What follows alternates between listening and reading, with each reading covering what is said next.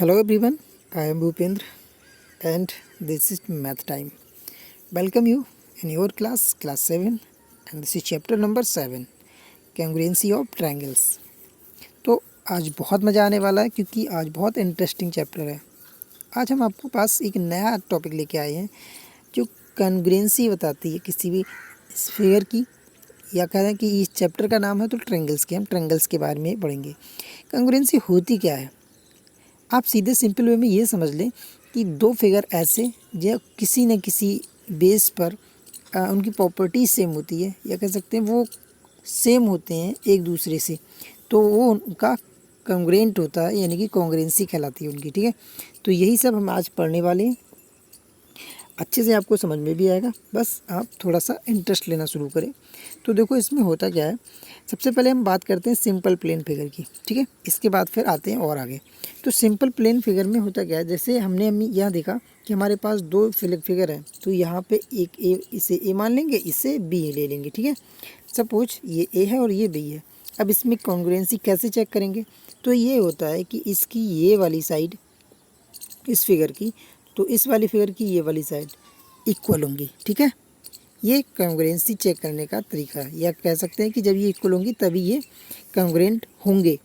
ऐसे ही इसका ए वाले फिगर की ये साइड और बी वाले फिगर की ये साइड ये इक्वल होंगी। ठीक है, ऐसे ही ए फिगर की ये साइड और बी फिगर की ये साइड इक्वल होगी। सिमिलरली ए फिगर की नीचे वाली साइड और बी फिगर की नीचे वाली साइड इक्वल होंगी। तो ये अगर इक्वल होती हैं तो हम कह सकते हैं कि ये कॉन्ग्रुएंट है दोनों। ठीक है, अब ये इसके साथ साथ में कुछ और प्रॉपर्टीज होती हैं, जैसे एंगल भी आ जाते हैं बीच में। ठीक है, तो इसके भी एंगल सेम ही होंगे, जो एंगल इसके होंगे वही एंगल इसके होंगे, तो ये इसकी कॉन्ग्रुएंसी होती है। ठीक है, ऐसे ये नहीं कि ये सिर्फ इसी ऐसी प्रकार के फिगर में होता है, इसका कोई भी फिगर हो सकता है। ट्रायंगल में भी ये अप्लाई होता है। ठीक है, दो ट्रायंगल होंगे आपके पास, ये वाली साइड के इक्वल हो सकती है, ये वाली साइड इक्वल हो सकती है, या कह सकते हैं कि इनके बीच में जो कॉरेस्पॉन्डेंट एंगल आता है वो इक्वल हो सकता है ना।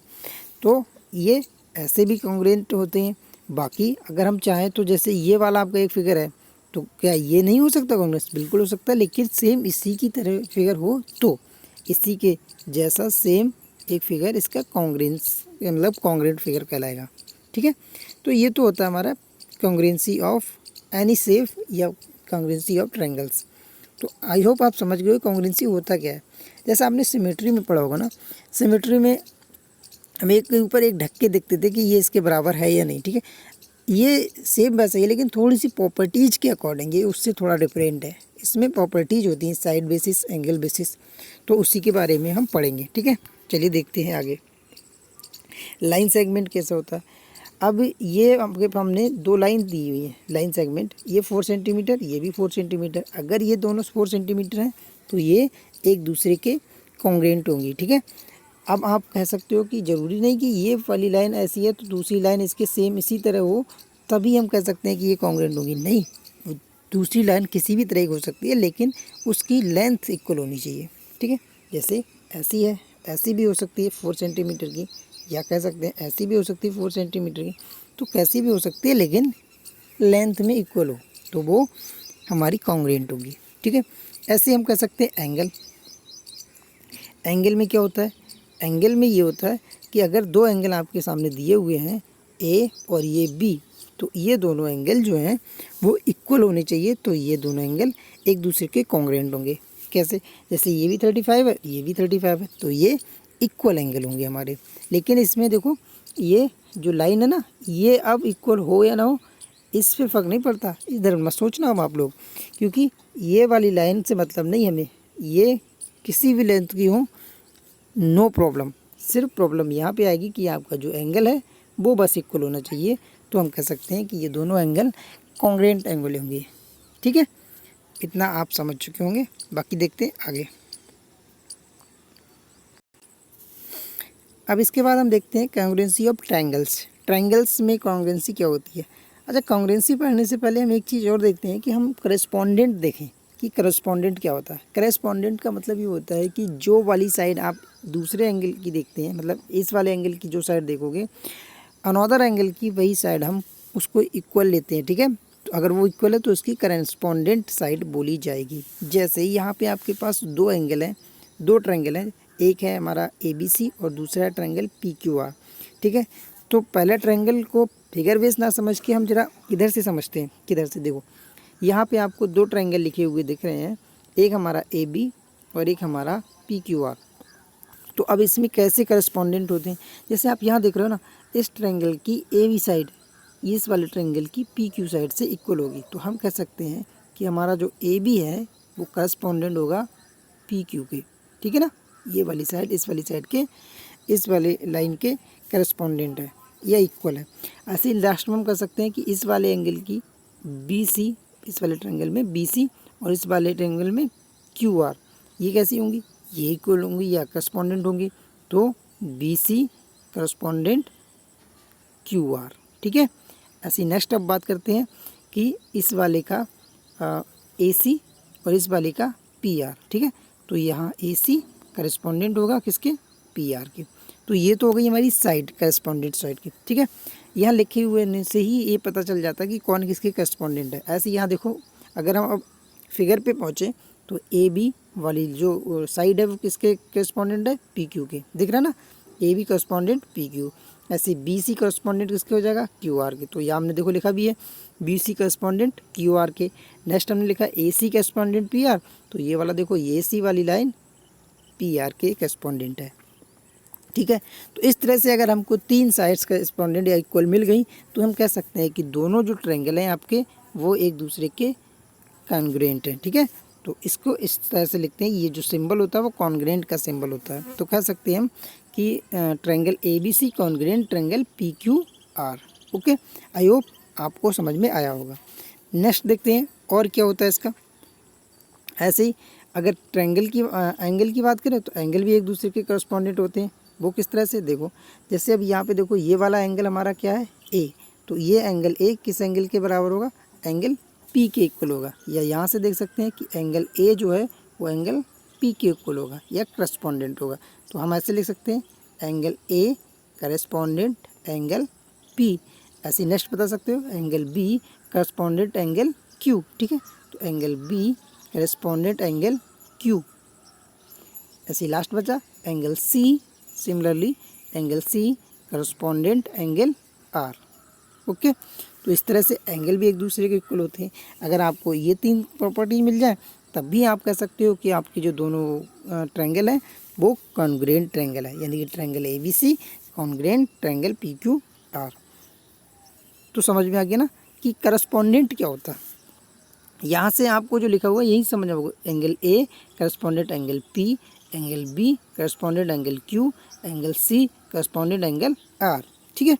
ऐसी साइड भी हमने आपको बताया था, AB PQ के करस्पॉन्डेंट है, BC QR के करस्पॉन्डेंट है, या कह सकते हो AC हमारी PR के करस्पॉन्डेंट है। तो ये रहा हमारा करस्पॉन्डेंट वाला मैटर, ठीक है। आगे देखते हैं क्राइटेरिया क्या होता है इन चीज़ों का। किन्हीं भी दो ट्रायंगल्स का जो कॉन्ग्रुएंट होने का क्राइटेरिया है वो होता है हमारा ये चार बेसिस पे।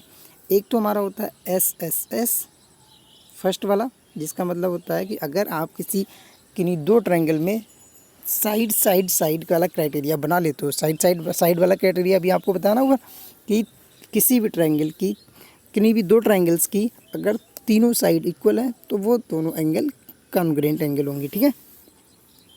तो साइड। ऐसे ही second one is SAS। SAS का मतलब जानते हो? साइड एंगल साइड, ठीक है। यानी कि अगर आपको तीन साइड इक्वल ना मिले किसी भी ट्रायंगल में तो हम क्या कर सकते हैं कि किन्हीं भी दो ट्रायंगल में दो साइड और एक एंगल अगर आपको इक्वल मिल जाए तब भी वो कॉन्ग्रुएंट एंगल होंगे, ठीक है। थर्ड वन इज ASA, मतलब कि एंगल साइड एंगल। अगर आपको तीन साइड या दो साइड भी इक्वल नहीं मिल पा रही हैं तो अगर आपको दो एंगल और एक साइड भी दोनों ट्रायंगल्स में इक्वल मिलती है तब भी वो कॉन्ग्रुएंट एंगल होंगे, ठीक है। और लास्ट है आपका RHS क्राइटेरिया। RHS क्राइटेरिया क्या होता है? राइट एंगल हाइपोटेनियस साइड, ठीक है। R से राइट एंगल, H से हाइपोटेनियस, S से साइड। ये राइट एंगल कहाँ होता है? देखो अब ये सारे ट्रायंगल्स के लिए अप्लाई नहीं होगा ये वाला आपका मैटर, ये सिर्फ राइट एंगल वाले में होगा, क्योंकि राइट एंगल्स कहाँ होता है? राइट एंगल वहाँ होता है ये वाला राइट एंगल ट्रायंगल में, ठीक है। बाकी ट्रायंगल्स के लिए ये अप्लाई नहीं कर सकते। अब कैसे होगा इसमें देखो, सबसे पहले की बात करते हैं एस एस एस वाले में। ऊपर वाले दोनों ट्रायंगल्स को हम लेते हैं इस तरह से और इसको देखते हैं कैसे करेंगे। साइड साइड वाले में क्या होता है, ये वाला क्राइटेरिया हमारा कैसे वर्क करेगा। यहाँ पे आप देखेंगे कि इस वाले ट्रायंगल में ए बी साइड इसकी, तो यहाँ हम कह सकते हैं A B side is equal to P Q side के, ठीक है। Second one is B C side is equal to Q R, ठीक है। तो B C side is equal to Q R. Next one is A C side is equal to P R, कह सकते हैं A C equal to P R. अब हम यहाँ देख रहे हैं कि तीनों साइड ये भी साइड है, ये भी साइड है और ये भी साइड है। तो ये क्राइटेरिया जो हमारा बन रहा है वो कौन सा क्राइटेरिया बन रहा है, ये एस एस एस क्राइटेरिया को फॉलो कर रहा है। इसका मतलब हुआ कि हमारा triangle A B C congruent triangle P Q R, ठीक है। तो ये हमारा पहला क्राइटेरिया रहा। अब नेक्स्ट हम बात करते हैं, अगला हमारा जो है वो है S A S. S A S का मतलब जानते हैं, यहाँ पे हमारे पास दो ट्रायंगल हैं, एक दो साइड और एक एंगल, मतलब कि हमें उसके दिखाना है इक्वल, ठीक है। तो इस क्राइटेरिया को कैसे करेंगे, सेकंड वाले को, यहाँ एक साइड ए बी, तो हम कह सकते हैं ए बी इक्वल टू कौन सी वाली, पी क्यू आ जाएगी, ठीक है। A B equal to P Q. Next one side is B C equal to Q R, तो यहाँ आ जाएगा आपका B C equal to Q R. अब देखो यहाँ पे जो एंगल आ रहा है वो कोई और सा एंगल नहीं लेना है हमें किसी और एंगल से मतलब नहीं है। हालांकि ट्रायंगल में आपके 3 एंगल होते हैं, लेकिन यहाँ पे उसका करस्पॉन्डेंट एंगल ही लिया जाएगा। कौन सा करस्पॉन्डेंट, जैसे देखो ये वाली लाइन और ये वाली साइड लाइन, इन दोनों के बीच में जो एंगल बनेगा उस वाले एंगल की बात हो रही। तो यहाँ पे कौन सा एंगल बन रहा है, बी। ऐसे ये वाला और ये वाले की लाइन के बीच में कौन सा एंगल बन रहा है, एंगल क्यू। तो इन दोनों के बीच का ही एंगल लिया जाएगा, तो हम कह सकते हैं angle B equal to angle Q. तो अभी ये हमारी जो साइड है वो बनेगी साइड एंगल साइड, ठीक है, ठीक है। तभी तो इसको साइड एंगल साइड लिया। अब आप एंगल क्यू एंगल आर लगा लोगे इसमें बीच में, angle B equal to angle R, तो ये इसकी प्रॉपर्टी में नहीं आता है। तो ये आपका रूल फॉलो नहीं करेगा और ये कॉन्ग्रुएंट नहीं होंगे, ठीक है। कभी भी आप एंगल बी को एंगल पी के बीच में नहीं ले सकते। क्यों नहीं ले सकते, क्योंकि यहाँ पे आपने जो साइड दिखाई है कॉन्ग्रुएंट साइड वो दूसरी है, ठीक है। हाँ, उस कंडीशंस में ले सकते हो जब इसकी पी क्यू वाली साइड इसकी क्यू आर वाली साइड कॉन्ग्रुएंट हो इन दोनों के, तो आप ये वाला एंगल ले सकते हो। लेकिन अभी आपकी जो साइड है वो अलग अलग है, तो इसलिए ये नहीं ले सकते। तो अब आपका ये वाला जो क्राइटेरिया है वो फिल कर रहा है एस ए एस वाला, ठीक है। जब एस ए एस वाला फ्लैग करेगा तो हम कह सकते हैं कि triangle A B C congruent triangle P Q R, okay. तो ये इस तरह से हमारा हो जाएगा। नेक्स्ट हम देखते हैं, अगला हमारा जो है वो ए एस ए, मतलब कि एंगल साइड एंगल। तो इसमें क्या करना है, इसमें कुछ नहीं करना। देखो सबसे पहले हमें दो एंगल लेनी है और उसके बीच वाली साइड लेनी है, ठीक है। उसके करस्पॉन्डेंट जो साइड होगी वो साइड लेनी है। अब कौन से दो एंगल लेने देख लीजिएगा। इसके लिए हम कर सकते हैं कि angle B angle Q equal हो जाएगा angle B equal angle Q. ऐसे इसका angle C equal angle R, तो angle C equal angle R. अब यहाँ पे भी देखो वही वाला ऊपर वाली प्रॉपर्टी को फॉलो करना होगा कि यहाँ पे जो दो ट्रायंगल हैं आपके, दो एंगल हैं जो आपके, उन्हीं की करस्पॉन्डेंट आपकी साइड होगी, कोई और साइड नहीं होगी। तो यहाँ देखो इन दोनों एंगल के बीच की कौन सी साइड है, बी सी। ऐसे इन दोनों एंगल्स की साइड कौन सी है, क्यू आर। तो side B C equal side Q R होगा, तभी आपके ये दोनों एंगल कॉन्ग्रुएंट होंगे, वरना कॉन्ग्रुएंसी वाली जो आपकी प्रॉपर्टी है वो फॉलो नहीं होगी, ठीक है। अब इसमें आप कोई सी भी साइड नहीं ले सकते। इसमें आप बी वाली side, A B side, P Q side नहीं ले सकते, P R side, A C side नहीं ले सकते, ठीक है। सिर्फ जो एंगल बन रहे हैं जिस वाली साइड पे, वही वाली साइड हम ले सकते हैं, ठीक है। तो अब ये वाली फिर साइड आपकी ए एस ए क्राइटेरिया पूरा होगा, तब आपका दोनों ट्रायंगल कॉन्ग्रुएंट ट्रायंगल बोले जाएंगे, ओके। तो ये रही आपकी थर्ड प्रॉपर्टी।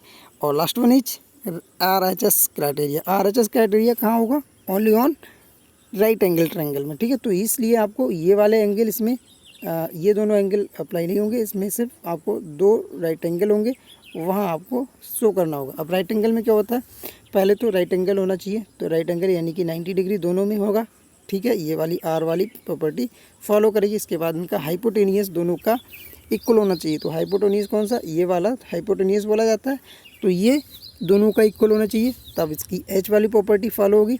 अब एस मतलब साइड। अब साइड में आपकी ये वाली साइड भी आती है, ये वाली साइड आती है। तो इन दोनों में से कोई सी साइड अगर आपकी इक्वल है, ठीक है, लेकिन होनी चाहिए, अगर ये वाली इसकी है तो इसकी भी यही वाली साइड होनी चाहिए, अगर ये वाली इसकी तो इसकी भी यही साइड होनी चाहिए इक्वल, तभी आपकी ये दोनों कॉन्ग्रुएंट ट्रायंगल होंगी, ठीक है। तो ये आपकी चारों जो कॉन्ग्रुएंसी की क्राइटेरिया थी वो मैंने आपको बताई, और बड़ी सिंपल भी है। अगर आपको समझ में ना आई तो एक बार वीडियो को फिर से दोबारा से देख लेना, आप समझ गए होगे, ठीक है। तो अब बस इस चैप्टर में बाकी सब कुछ इतना ही था, और इसी को कॉन्ग्रुएंसी बोलते हैं किसी भी ट्रायंगल की। तो यही इसकी प्रॉपर्टीज होती है। आई होप आप समझ चुके होंगे, और आज ये चैप्टर ख़त्म भी हो गया, छोटा सा ही चैप्टर था। अब आप अगर इसको समझ जाओगे तो इसके सारे जो भी एक्सरसाइज हैं, क्वेश्चंस वगैरह, वो आप आराम से कर लोगे, ठीक है। फिर भी अगर प्रॉब्लम आए तो आप मुझसे पूछ सकते हो किसी भी टाइम। तो आप इसकी प्रैक्टिस कीजिए, तब तक के लिए चलते हैं।